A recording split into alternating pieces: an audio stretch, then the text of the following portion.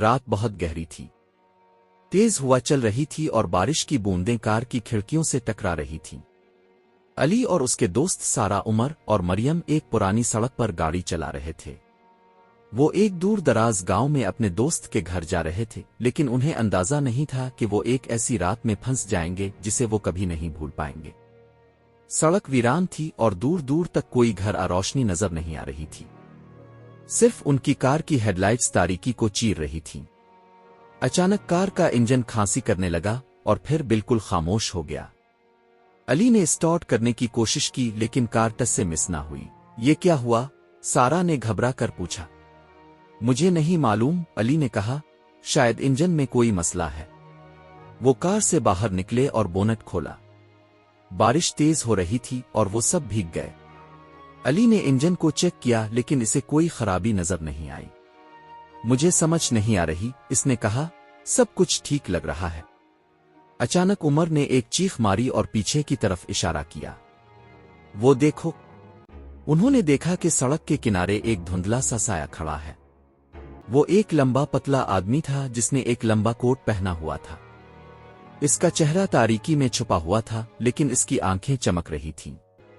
وہ کون ہے؟ مریم نے خوفزدہ ہو کر پوچھا۔ مجھے نہیں معلوم، علی نے کہا، لیکن مجھے وہ پسند نہیں آیا۔ وہ تیزی سے کار میں واپس چلے گئے اور دروازے بند کر لیے۔ آدمی آہستہ آہستہ ان کی طرف بڑھ رہا تھا۔ وہ کار کے قریب آیا اور کھڑکی پر دستک دی۔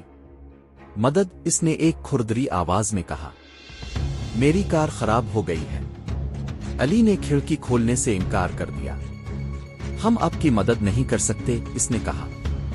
ہم خود پھنس گئے ہیں۔ آدمی نے ایک خوفناک مسکراہٹ دی۔ تم میری مدد کرو گے، اس نے کہا۔ اس نے کار کا دروازہ پکڑ لیا اور اسے زور سے کھینچنے لگا۔ علی نے دروازہ بند رکھنے کی پوری کوشش کی لیکن آدمی بہت مضبوط تھا۔ آخر کار دروازہ کھل گیا اور آدمی کار میں داخل ہو گیا۔ وہ ایک لمبا پتلا آدمی تھا جس کی جلد پیلی تھی اور آنکھیں سیاہ تھیں۔ اس نے ایک خوفناک مسکراہٹ دی۔ اب، اس نے کہا، ہم ایک ساتھ کھیلیں گے۔